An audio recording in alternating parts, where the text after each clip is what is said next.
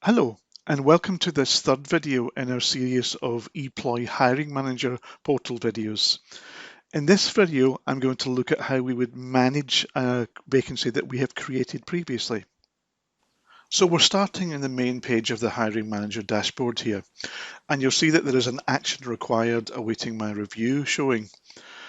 You'll also see that it tells you the vacancy ID number, in this case 650, the one that we did earlier on. And we'll see that there's hiring manager to review 2 and a hyperlink in red telling me hiring manager to review 2. If I click on this, we'll then see the details of the people who have applied for this vacancy. It's good practice to always check at the top that the vacancy that you're working on is the correct one. In our case, it's ID 650, the service manager for independent living.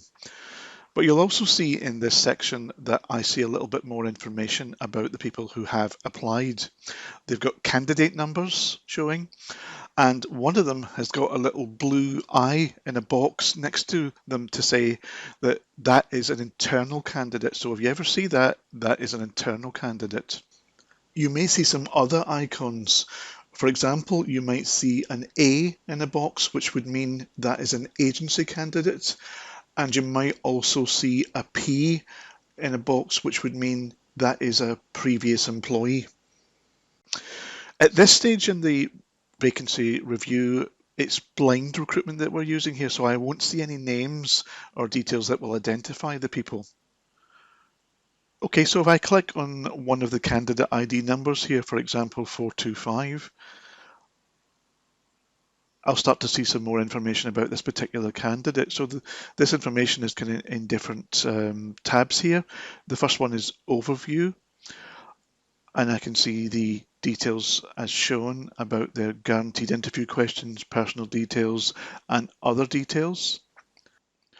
So what do we mean by guaranteed interview questions? This would be candidates who have answered yes to either of these questions, and they would be guaranteed an interview provided that they meet the essential role criteria.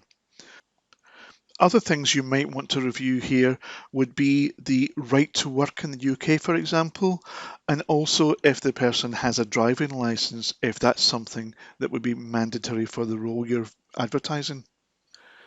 If I want to look at their application form, I can click on the application form tab here, and this will come through. Again, it's blind recruitment here, so I'm not going to see their personal details. But if you wanted, you could scroll through and see the details of their application form. And there's also the ability to print off that application form by clicking on the print button at the top there. In the next little section here, there's files, and this would be where the applicant's CV would appear. Now, I won't see anything at this stage because we're still doing blind recruitment, so the CV will not be here. It is important to note that all of the information which you saw in the application form has actually been taken from the CV directly by Eploy automatically. If I click on the activity, I'll see the history of the stages the candidate has been through since their application. I'm going to move back to the overview page. On the right hand side, there's a couple of tabs here, and the one I want to point out to you is Vacancy. If we click on Vacancy, we'll see some details of that vacancy number, the maximum advertising salary, and the contracted hours per week. So what we could do here is we could move through to the next candidate by clicking on Next. And we're now on to the next candidate. And you can see that this particular candidate is an internal one again because of the blue eye in a box here. But I'll see the same things about each candidate, and I can move through the candidates by doing previous and next to go through. There's only 2 in this particular vacancy, so I only have the 2 to deal with here. I'd also like to point out the buttons to the far right hand side, the yellow and the orange buttons, that is. The yellow buttons continue the recruitment process. Now this is very much at a candidate level. This is at this particular candidate I have on the screen, and the orange button would terminate or stop the recruitment process. Now, for example, in the termination, you'll see there's hiring manager rejected and there's candidate withdrawn. But for the active buttons, there are a number of buttons which mean we can take this particular candidate on to the next stage. I'd also like to point out to you that we can do this for more than one candidate at a time. If I close this little section down by clicking on the X here, I'm now back to the main candidate section here. And what I can do is on the right hand side, you'll notice there are some checkboxes here. If I have more than two people showing here, I can click either individually or multiples of them, and a little pop-up will come at the bottom here. And this pop-up is a process button. If I click on that, I'll get the same yellow and orange stages of recruitment that I had when I looked individually into each candidate.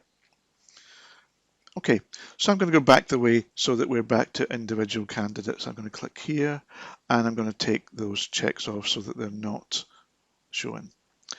And we're going to start with the first candidate. Okay, so let's click on the first candidate again. And I will have looked at their application form, or I will have printed it out and reviewed it that way. And let's say that we've decided that this particular candidate is not suitable for the role.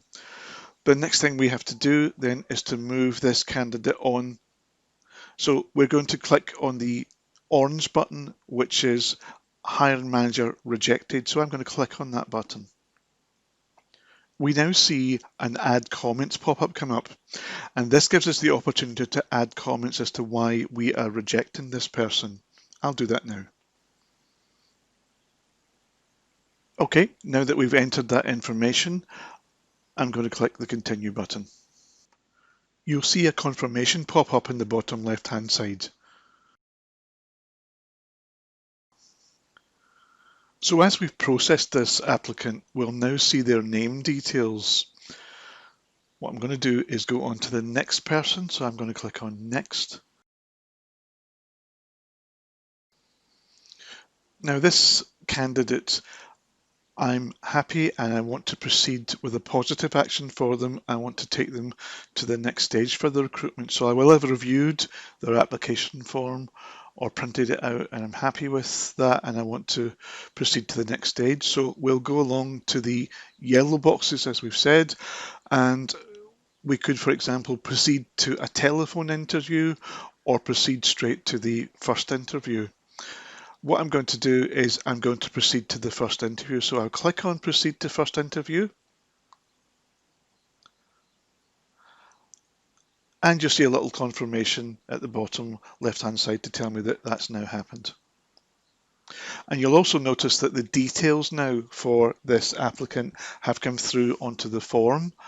And I also would be able to look at their CV.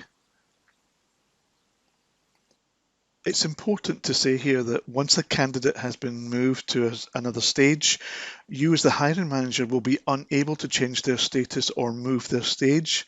So if you've made an error and selected the wrong stage, you would want to contact the resourcing team who will be able to correct that for you.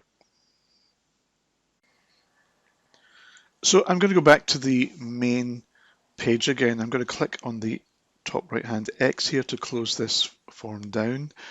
And you'll now see that it has updated to tell me that there are no candidates requiring review at the moment. I have reviewed them. I'd also like to point out on the left-hand side here that there's a little section here which will tell me the numbers. So I've got all active shown as 1, and you'll see that my candidate is now in the reviewed proceed to first interview category. And I also have a terminated application sitting there with a 1 on it too. If you look at any of these categories and you click on them, you'll see the details. So for example, if I looked at my review proceed to first interview here, if I click on this, I'll see the person that's in that. And the same with the terminated one here. There's a little drop down. If I click on that, I can see the person that I've rejected. So I'm now back at the Hiring Manager dashboard main page, and you can see that the action required awaiting my review is now showing as nothing there. But there is a new one that says candidates still to book on interview slots, showing a 1, and that's for the people that I have, or the person I've set up there. But what we have to do is to make those slots available. So if we go up to the left-hand side, and you'll see that there's a little icon which is like a calendar here, just this one here. And if I click on that one, so we're now at the Eploy calendar. It's important to say that this is an Eploy interview calendar, and it doesn't link to your British Red Cross Outlook calendar at all. What we need to do though is to create the slots for people to book interviews onto. So I'm going to do that by clicking on the Create Slots button. And we now have the option to say, do we want a single slot or do we want multiple slots? So I'm going to say it's multiple slots. Okay. So we've now got the option, what date do we want to have our interviews? So I'm going to say, let's say that it's Monday, although you would have to give people time to book onto the slots, but for training here, I'll make it Monday. And I'll change the time to 10 o'clock. Okay.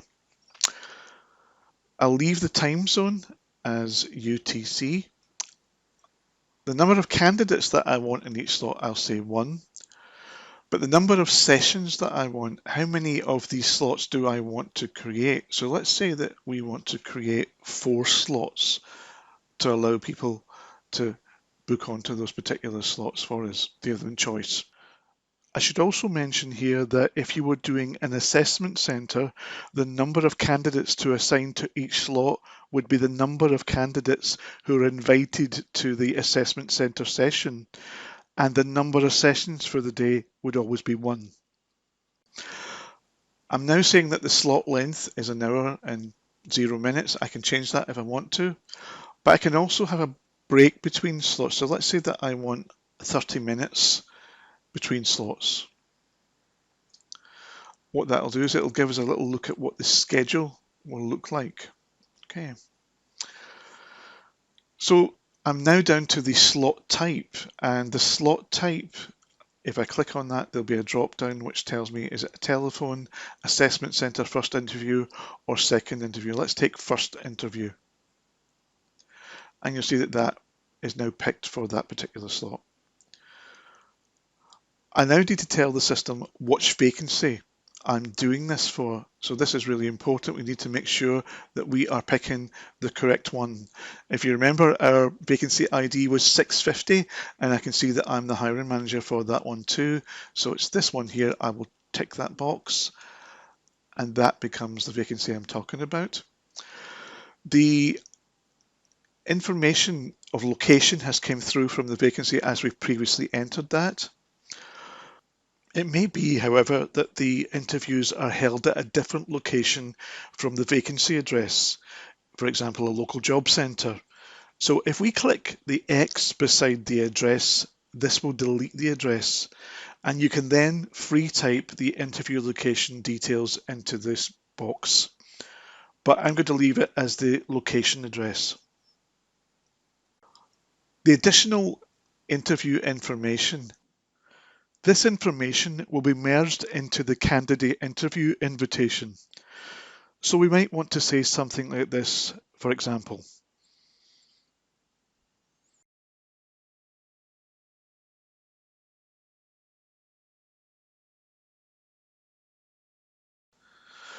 The little box at the bottom is for the resource and team only, so we don't need to tick that one. I'm now going to click on Save once I'm happy that everything is as I'd like it to be. Okay, so we can't see our interviews because we're not looking at the right date, so I'm going to change this little drop down here to Monday. And what you'll find is we then see the interview slots that we have set up for this particular vacancy. So if we look at the slots here, it might be that one of these slots actually runs over lunchtime. For example, this one here at 1 o'clock. If I click on that slot, I'll see information about it, and there is the option there to delete that slot. So I'm going to click on that. Are you sure you want to delete the empty slot? I'll delete it. And that slot's gone. So this is where the resourcing team will step in. What they'll do is they'll approve the interview slots. They'll push out emails to the people that are due to come for interview, advising them of the slots and allow them to book on those interviews. And they'll also push out emails to the people who you've rejected to say that unfortunately that you've not been successful in this campaign. Okay, so we're back at the hiring manager main dashboard again, and I'm looking now at a couple of the sections here where we have candidates still to book interview slots and we have upcoming interviews. So candidates still to book interview slots would tell you who has not yet booked it. And I do have one here showing for a service manager independent living, but if I look at the details, I'll see that it's not for 650, the one that we've been using, it's for 645. So we're okay for 650, the one that we're using. I'm going to go back to the main page again. I can also see that for our vacancy, Joe Blogs has booked an interview, and this is shown in upcoming interviews. I could also look in the calendar section of Eploy and change that to the date that we need to look at. And I'll see that people who have booked an interview, their names will be filled in. So I can see that Joe Blogs has booked the 10 to 11 slot here. And if I click on it, I'll get a little bit of information about that and where it is. And if anybody else had booked onto any other interviews, I would see that information too. So you will know when people have booked onto the interviews. It will update on the hiring manager portal first front page, but you'll also see it in the calendar. Okay, let's look at the candidates now. So if we go back to the this section here, applications, and what I'll do is I'll make sure that I'm on the 650 ID for the one that I want to look at here. And you can see that on the left-hand side here, we see there are people at first interview stage. So if I click on that first interview, they're not arranging it, but they're confirmed. Joe Blogs is confirmed. So we'll click on that confirmed. And what I'll do is I'll click on Joe Blogs here. So what we have to do, and this is very similar to the earlier part where we process people, is we have the interview and we decide whether or not we want to do a positive action in yellow or a negative action to end or terminate the recruitment with an orange button there. So I've got a couple of options here. What we'll look at is, let's say we had the interview with Joe and we were not entirely happy. We didn't think that he was the right person for the job. What we would do is we would reject by hiring manager, or if he withdrew himself or he didn't show for the interview, there are the options to do that too. But let's reject by hiring manager. And as you would expect, we have to add some comments. So we'd have to say why we are rejecting Joe in this case. So I would enter that in and I would say continue, and we would be rejecting Joe. But for Joe, I'm not going to do that. I'm going to cancel here. It's important that we process all our applicants, the ones that we're rejecting and the ones that we're taking forward. So I'm quite happy that Joe has the skills and the experience and he's interviewed really well, and I want to proceed to give him the offer. So there are a couple of options here. We could proceed to a second interview. We could pop this on hold if we needed to, but what I'm going to do is I'm going to proceed to offer. So I'm going to click on that. And what you'll find is we are now seeing that Joe has been offered. And you'll see a little bit of information here, proceed to offer. Okay, let's go back to the main page again. I'll come out here. And you'll see that Joe has now moved into the complete because we've had the interview and we're proceeding to offer. And you'll now see Joe has moved to this section down here. It's also important to stress that we would still expect you as the hiring manager to call the candidate to make a verbal offer. Okay, I'm going to go back to the main page. So the candidate will have moved into the action required placements to be created. If we look in here, there are a few already here, but here are my service managers, and in there we can see the 650 ID that we've been using. Okay, so I'm going to go back to the start again by clicking on Red Cross icon, and that's about it for this section. We'll cover the onboarding part on the next section, but I hope you found that useful and informative, and I look forward to seeing you in the next video.